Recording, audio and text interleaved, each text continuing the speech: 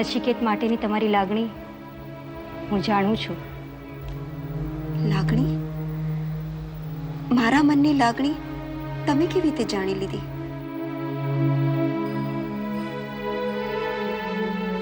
જે સંબંધ મારા દિલમાં પાંગરી રહ્યો હતો એને મેં કોઈ નામ તો આપ્યું જ નહોતું. એ તો લોકોએ એને પ્રેમનું નામ આપીને જીવનભરનું દુઃખ આપી દીધું મને. એ પ્રેમની ભાવના હતી કામાલી.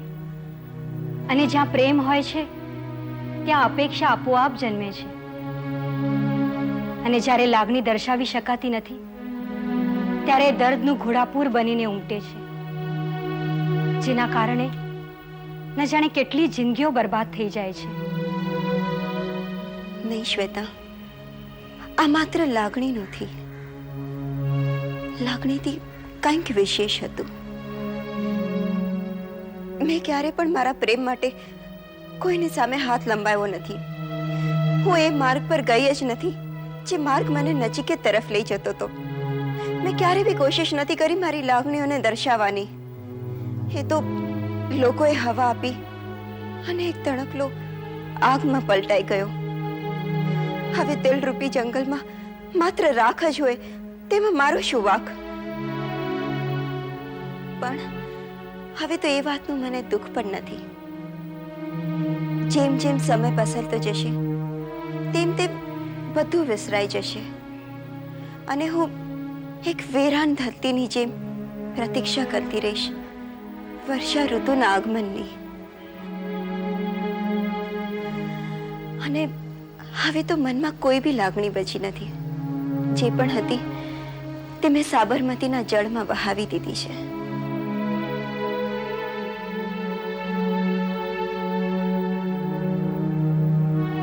લાગણી વહેતી નથી, વહે છે તો અશ્રુ.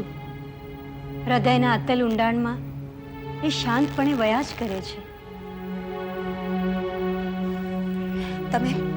તમે કેવા શું માંગો છો? મારા જખમને આમ તાજા શા માટે કરી રહ્યા છો? હું તમારા જખમ તાજા કરવા નથી માંગતી. તો પછી પ્લીઝ એના પર મલમ લગાડવાની કોશિશ પણ ના કરો. હું બધું જ ભૂલી ચૂકી છું અને તમે પણ ભૂલી જાઓ. હવે તમારા ને નચિકેતના લગ્ન થવાના છે. જે કંઈ પણ બન્યું તે ભૂતકાળ હતો અને તમારા ને નચિકેતની સામે એક ઉજ્જવળ ભવિષ્ય છે. અને મારે હવે ભૂતકાળમાં પાછું ફરીને જોવું પણ નથી. તમે કેટલું સરસ બોલો છો. માત્ર સરસ બોલવાથી શું વળે છે? કિસ્મત સરસ હોવી જોઈએ. હાસ તો જેટલી તમારી કિસ્મત સારી છે એટલું તમે સરસ બોલો છો. સારી કિસ્મત અને મારી? હા, તમે કેટલું સરસ લખો પણ છો. અને જેટલું તમે સરસ લખો છો એટલા જ તમે સુંદર પણ છો. અને એટલે જ કદાચ નચિકેત તમને ચાહે છે. મને ચાહે છે? એવું જ હોત તો? એમ જ હોત તો નહીં, એમ જ છે. તમે કહેવા શું માંગો છો? શા માટે મને આમ દુખી કરી રહ્યા છો? કામાલી, તમે મને સમજી નથી રહ્યા. મારે હવે કાંઈ નથી સમજવું. જે સમજવું હતું તે તકદીરે મને સમજાવી દીધું છે. કઈ ગુજરી ભૂલી જાઓ અને તમે નચિકેત સાથે લગ્ન. કામાલી, હું નચિકેત સાથે લગ્ન નથી કરવાની.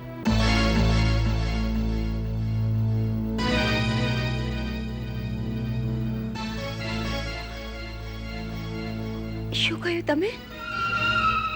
એમની ચાહત તમારા પ્રત્યે છે, મારા પ્રત્યે નથી. પણ આમ કેમ બની શકે? આ જ સત્ય છે કામાલી. સમય હંમેશા બાજુ બદલતો રહ્યો છે. આજે પણ એને બાજુ બદલી છે. જે આગની તમે વાત કરી એ આગ મને દજાડી ચૂકી છે. એટલે જ આજે હું તમારા માટે વરસાદની ભીની મોસમ બનીને આવી છું. હું કબૂલ કરું છું કે મેં નચિકેતને પ્રેમ કર્યો હતો, પણ એમના દિલમાં કોણ છે એ વાતથી હું અજાણ હતી. હું એ માર્ગ તરફ દોડી રહી હતી જેની કોઈ મંજિલ નહોતી. ચાંદ મેળવવાની ઈચ્છા તો દરેકને હોય છે. એ ઈચ્છા ખોટી નથી, પણ એ મેળવવાની જીદ ખોટી છે. મારી પણ આ જીદ હતી, પણ ધીરે ધીરે મને સમજાયું કે નચિકેતના જીવનમાં તમારા માટે વિશેષ સ્થાન છે. એ જાણવા છતાંય મેં નચિકેત તરફ આંધળી દોડ મૂકી, પણ એ દોડ નિરર્થક હતી. થાકી ગઈ છું, પણ માર્ગ ખૂટતો નથી. ક્યારની દોડી રહી છું, પણ લાગે છે જ્યાંથી શરૂઆત કરી છે ત્યાં જ છું. અને તમે તો ક્યારના ત્યાં પહોંચી ચૂક્યા હતા જ્યાં પહોંચવાની મેં કોશિશ કરી હતી. હજી તો મેં બાજી રમવાની માંડ શરૂઆત કરી હતી, જે બાજી તમે ક્યારના જીતી ચૂક્યા હતા. કામાલી, મારા તરફથી હું મેદાન છોડી ચૂકી છું. તમારી જીત સમક્ષ મેં મારું શીશ ઝુકાવી દીધું છે. મારી ઉપર વિશ્વાસ કરો અને મારી આ પીછેહટનું સન્માન કરો. કામાલી, હું જે કંઈ કહી રહી છું એ સત્ય કહી રહી છું. નચિકેતની તમારા માટેની તડપ મેં મારી આંખે જોઈ છે અને કાને સાંભળી પણ છે. જે પ્રેમમાં આટલી તીવ્રતા હોય એ પ્રેમી ક્યારેય અલગ ન થઈ શકે. હું નચિકેતના જીવનમાંથી જઈ રહી છું. હવે મારો નચિકેત સાથે કોઈ સંબંધ નથી. આ તમે શું કહી રહ્યા છો? હું સાચું કહું છું. મને એક વાતનો સંતોષ છે કે મેં કોઈનો પ્રેમ છૂટવી નથી દીધો. મારા કારણે કોઈએ કંઈ ખોવું ન પડ્યું. શ્વેતા, કામલી, મને એ જ વાતનો આનંદ છે કે હું તમારા બંનેની વચ્ચે ન આવી. જાઉં છું. જીવનમાં ફરી ક્યારે મળાશે કે નહીં એની મને ખબર નથી. આવજો.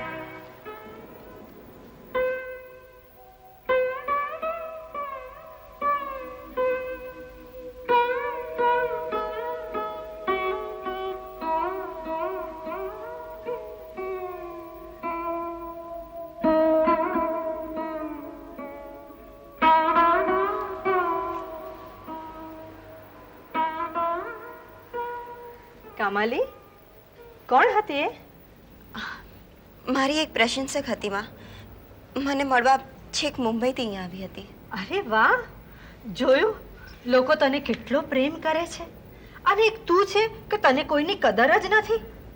બેટા, હું તો માનું છું કે તારે પ્રેસ કોન્ફરન્સમાં જવું જ જોઈએ અને લોકોને તારી નવી નવલકથા વિશે જણાવવું જોઈએ. અરે કેટલાય એવા પ્રશંસકો છે કે જે લોકો ઇંતજાર કરી રહ્યા છે તારી નવી નવલકથાનો. હવે તો મારી વાત માનીશ ને બેટા? હા માં, માનીશ.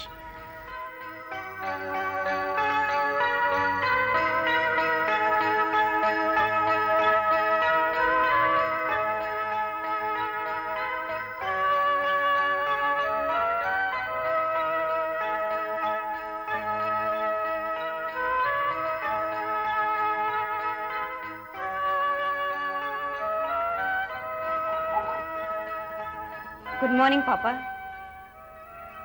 ઓ ગુડ મોર્નિંગ બેટા, ગુડ મોર્નિંગ. ક્યારે આવી? ગઈકાલે રાતના. હું આવી ત્યારે તમે સૂતા હતા એટલે મેં તમને ડિસ્ટર્બ નહીં કર્યા. અચ્છા અચ્છા. હાઉ ડુ યુ ફીલ નાઉ? હવે કેમ લાગે છે? સારું લાગે છે પપ્પા. પપ્પા, તમે જાણવા નહીં માંગો કે હું ક્યાં ગઈ હતી?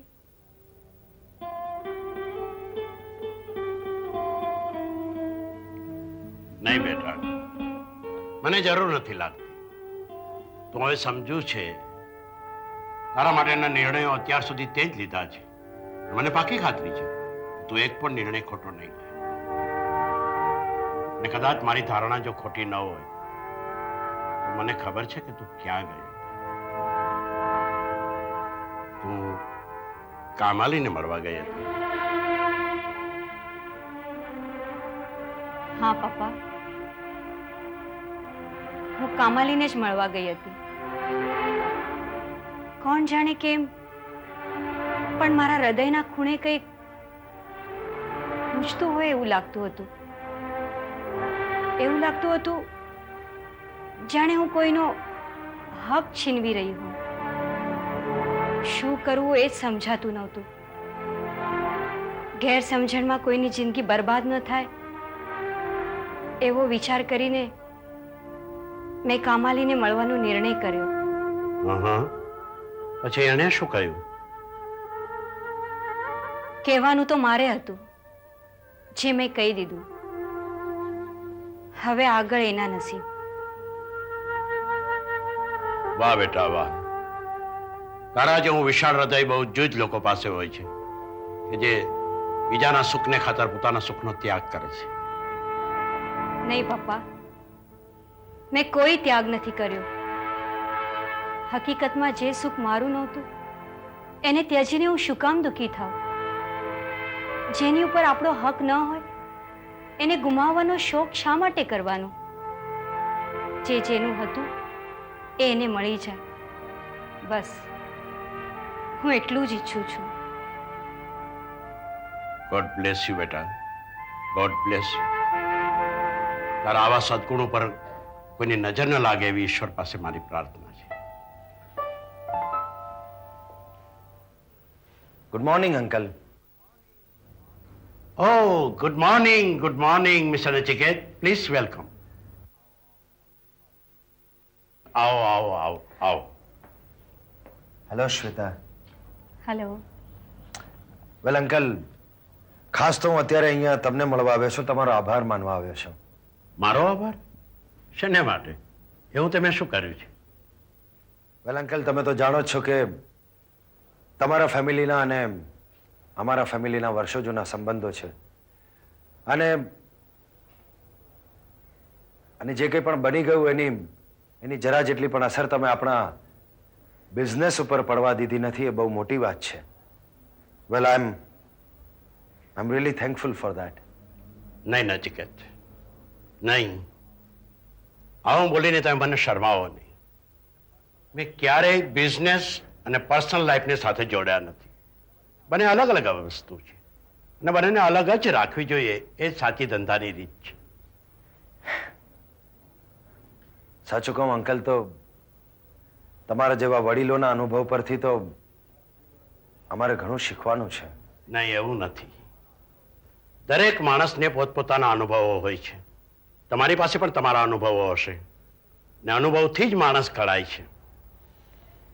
એનીવે, મારે એક અર્જન્ટ મીટિંગમાં જવાનું છે, મને બહુ મોડું થાય છે, એટલે હું તમારી રજા લઈશ. બેટા, take care of you. Okay. Okay, bye. Thank you uncle.